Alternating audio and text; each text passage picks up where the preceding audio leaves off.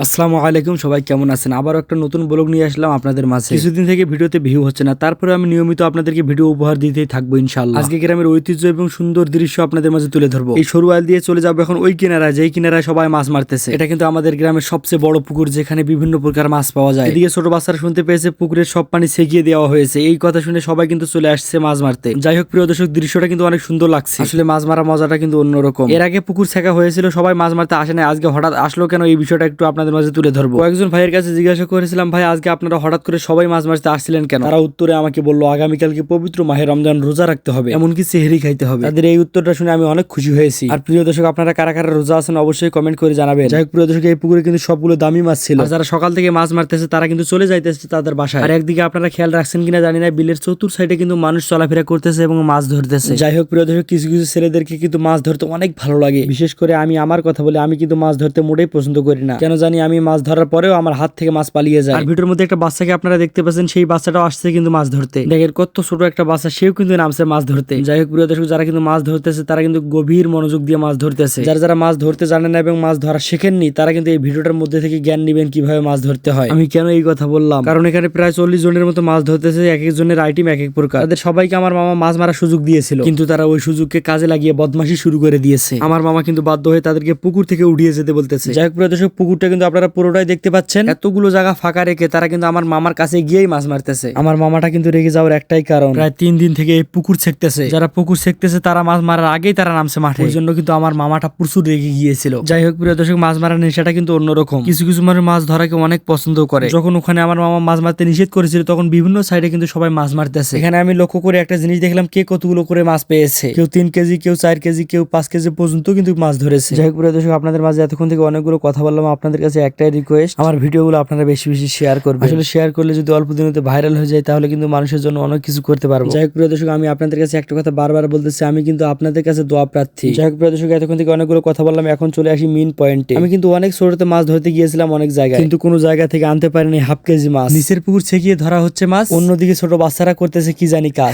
দেখেন ভাই দেখেন, ওইদিকে বাচ্চাগুলো কি করতেছে, সবাই এক জায়গায় হাত ঢুকিয়ে সবাই উঠাইতেছে, কি জানি উঠাইতেছে, কিছুই বুঝতেছে না। যাই হোক প্রিয় দর্শক, তারা কিন্তু ইচ্ছা মতো মজা নিতেছে ওইখানে। ছোট মানুষদের ছোট মজা এবং বড় মানুষদের বড় মজা। যাই হোক প্রিয় দর্শক, তার কিছুক্ষণ পরে কিন্তু আমার মামা আবারও অনুমতি দিল, সবাই মাছ মারার অনুমতি পাওয়া মাত্রই নেমে গেছে পুকুরে। যাই হোক প্রিয় দর্শক, এই ভিডিওগুলো বানাইতে হলে অনেক কষ্ট হয় এবং অনেক পরিশ্রম হয়। তারপরেও আমার যদি কোনো ভুল হয়, আপনারা ক্ষমার দৃষ্টিতে দেখবেন, যেহেতু মানুষ মাত্রই ভুল। আর সবার এত সুন্দর মাছ মারার দৃশ্য দেখে আমারও মন চাইতেছে আমিও একটু গিয়ে মাছ মারি, কিন্তু না, হঠাৎ করে মাছ ধরতে গিয়ে যদি মাছ না পাই, মানুষ কিন্তু সবাই হাসাহাসি করবে। আমি নিজেও চাই আমাকে নিয়ে মানুষ কখনো না হাসাহাসি করুক। সবাই ভালো থাকবেন, সুস্থ থাকবেন, দেখা হবে নেক্সট কোনো ভিডিওতে। সবাই সবার জন্য দোয়া করবেন এবং সবাই আমার জন্য দোয়া করবেন। সবাই ভালো থাকবেন, সুস্থ থাকবেন। আসসালামু আলাইকুম ওয়া রাহমাতুল্লাহি ওয়া বারাকাতুহু।